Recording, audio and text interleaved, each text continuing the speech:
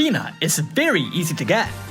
Even if you don't go to 20,000 lapis for the guaranteed Fina, performing her own step up will additionally net you extra coins and her own fragments. If you take the first 2 steps from Rain Zone Summon, the safety net will cost you 41,000 lapis, but also gives you 120 Fina fragments. Why do they want to get rid of her so badly?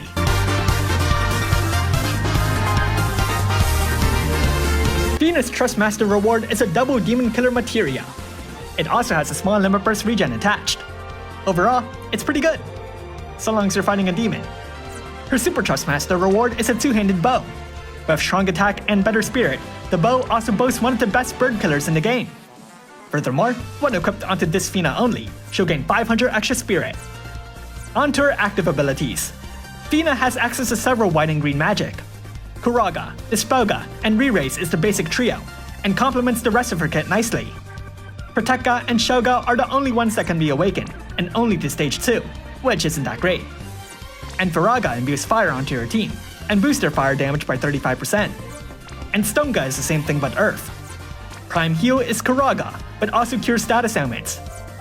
Reverse Hearts will revive your team. Blossom Heart gives Fina a Re-Raise and Reverse Hearts your team.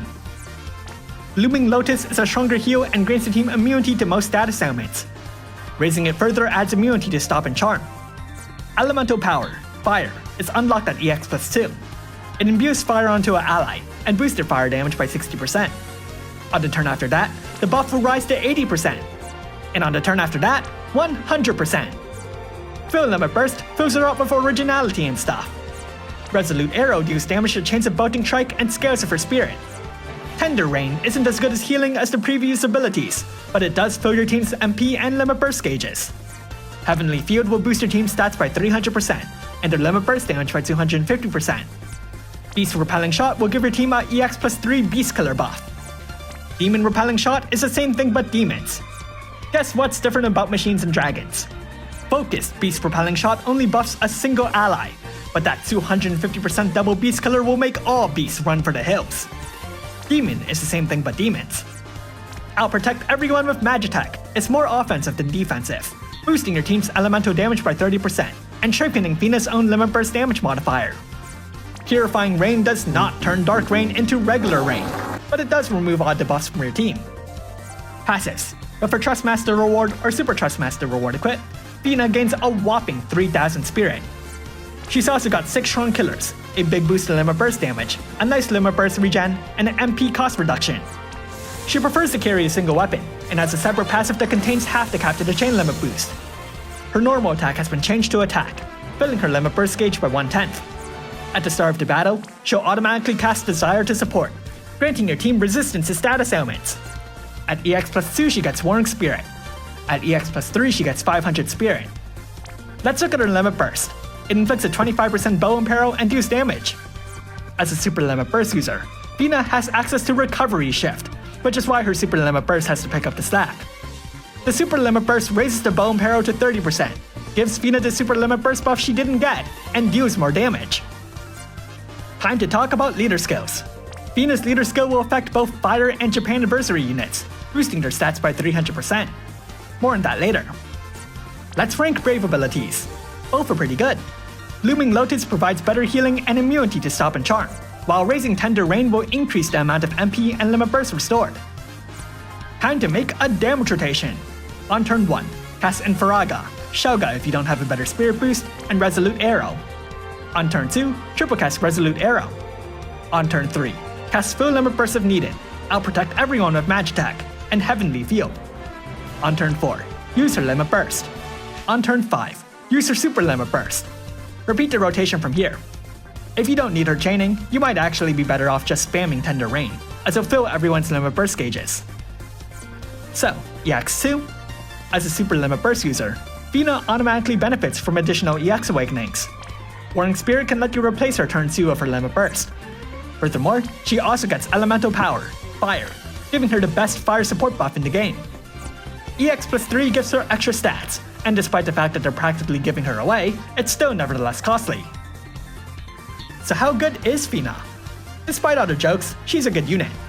Her recovery, both upfront and support, are good and reliable. This type of recovery is pretty shallow though, because as surprising as it might be to learn, this Fina is more of an offensive supporter, boasting powerful killers and team buffs. She has the best beast and demon killers in the game.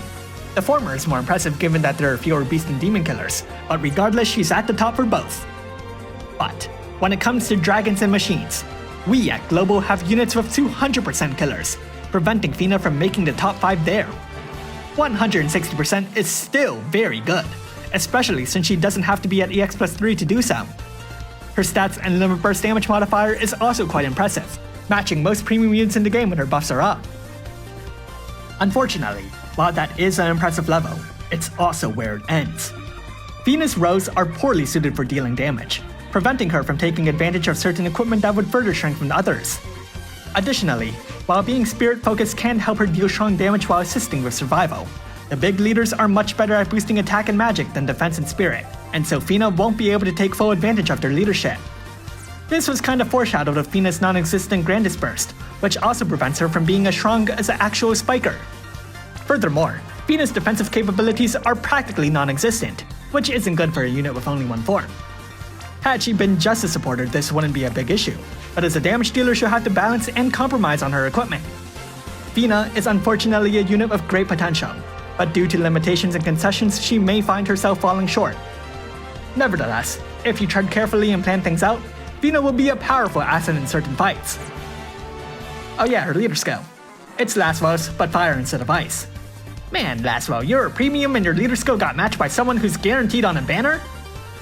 Now obviously compared to Rain it falls short, as all Japan Anniversary units are ultimately from Final Fantasy Brave Exvius. But her defensive stat boosts are higher than his. Aside from herself, do you know which other units will benefit from this? That's right, Barrett! Thanks for watching, and if you like this video, leave a like and subscribe. Comment below if you summon Fina. If you went for Rain's Fragments, you're just one step away!